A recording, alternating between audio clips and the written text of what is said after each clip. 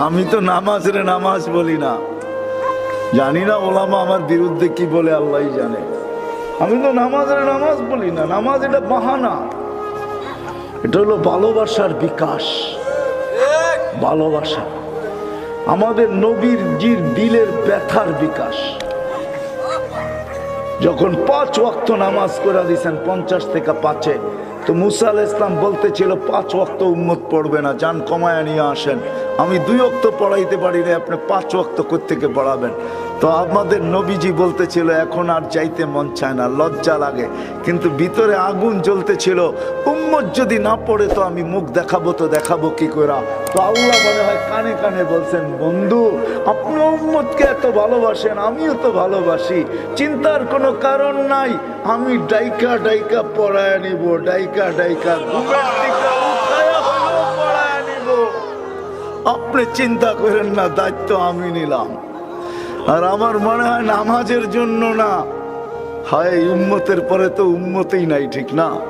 এই নবীর পরে তো নবীই নাই, ঠিক না? উম্মতের পরে কি নাই? উম্মত নাই। নবীর পরে নবী নাই। এর চেয়ে বড় মাহবুব আল্লাহর কাছে কেউ নাই, ঠিক না?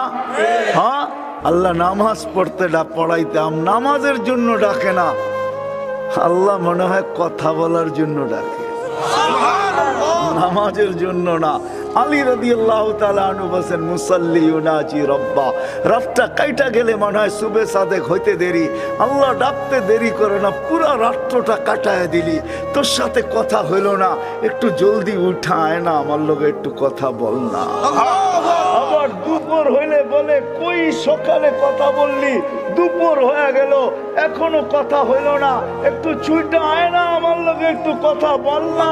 আবার যখন আসর হয়ে যায় তখন বলে, বেলাটা ঢইলা গেল, আমার সাথে কথা হইল না, কোন দুপুরে বলছো, এখন বিকাল হয়ে গেছে, আয় না একটু কথা বল না।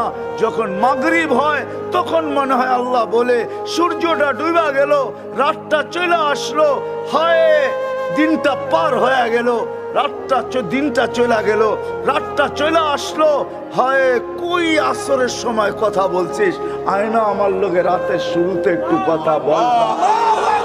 আপনি বলবেন তাহলে এশা কেন?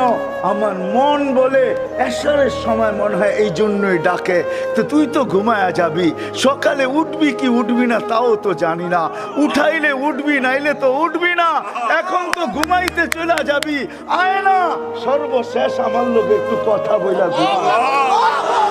আল্লাহ মনে হয় কথা বলার জন্য ডাকে, আল্লাহ কথা বলার জন্য ডাকে, আল্লাহ নামাজের জন্য ডাকে না। নামাজটা তো বাহানা, আমরা জানি না আমাকে নামাজ কিরকম। 1 মিনিটের বেশি 1 রাকাত পড়তে কারো লাগে না, আমারও লাগে না। কি লাগে? রাগ হয়ে গেলেন? বলবো পাগড়ি সাগরি যতই থাকুক, ঠিক না? আজ পর্যন্ত কোন আলেমের কাছে যায় সূরা ফাতিহা সত্যায়িত করি নাই। কয়জন করছি বলেন? যে আলেমের কাছে যায় বলছি আমার সূরা ফাতিহা সত্য কিনা, সহি কিনা, আপনি লেখা দিবেন কাগজে, মুখে না, মুখেরটা মানবো না, লেখা দেন যে আমার সূরা ফাতিহা সহি। যদি জিজ্ঞাসা করে এত জোরাজুরি করেন কেন, বলে কাজ আছে, কালকে যখন মারা যাব এই কাগজ নিয়ে যাব সাথে কাফনের ভিতরে, আল্লাহ যদি জিজ্ঞাসা করে সূরা ফাতিহা সহি হয় নাই, তো কাগজ বাইর করে দেখায় দিব, এই যে দেখেন আপনার আলেম সহি লেখা সিগনেচার করে দিছে। ধরেন তো, আরে ধরেন, আমারে ধরেন না। কয়জন আছে এখানে সূরা ফাতিহা আলেমদের কাছে যে সহি করছি, সত্যায়িত করছি? হাত তো উঠাইতে পারলেন না। নামাজের জন্য ডাকে না, সবচেয়ে বড় আদর্শ, নামাজ ছাড়বো না, ঠিক আছে তো? ওয়াদা? হ্যাঁ।